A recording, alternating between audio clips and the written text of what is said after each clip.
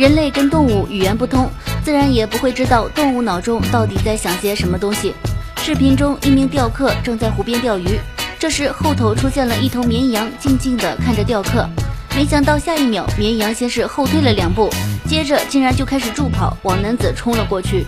男子当场被撞到，跌落湖里，变成落汤鸡。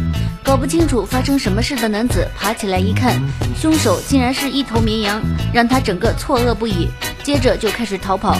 绵羊看到后，对着男子继续进行追击，画面让人看后傻眼。